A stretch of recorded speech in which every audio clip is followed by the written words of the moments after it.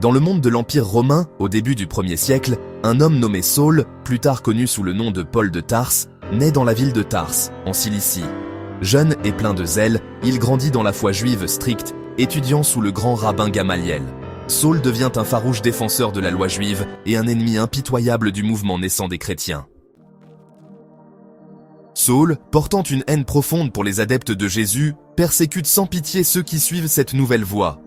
Il est témoin de la lapidation de Stéphane, un chrétien, et il approuve cet acte brutal.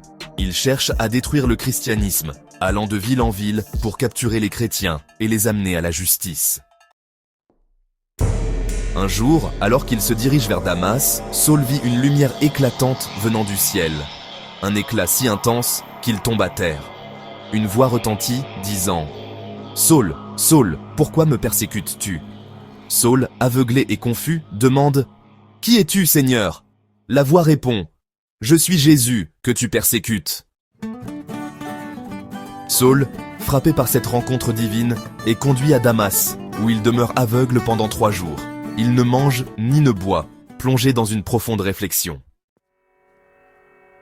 Après sa guérison, Paul se rend dans les synagogues pour prêcher que Jésus est le Fils de Dieu. Ses discours bouleversent les auditeurs. Ils se demandent « N'est-ce pas celui qui persécutait ceux qui invoquèrent ce nom ?» Mais Paul persévère, et sa foi en Jésus-Christ devient inébranlable.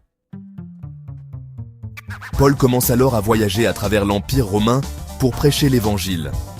Il fonde des églises dans des villes comme Antioche, Philippe, Thessalonique et Corinthe. Il écrit des lettres, appelées épîtres, qui forment une partie importante du Nouveau Testament. Ces lettres sont des enseignements, des exhortations et des encouragements pour les premières communautés chrétiennes.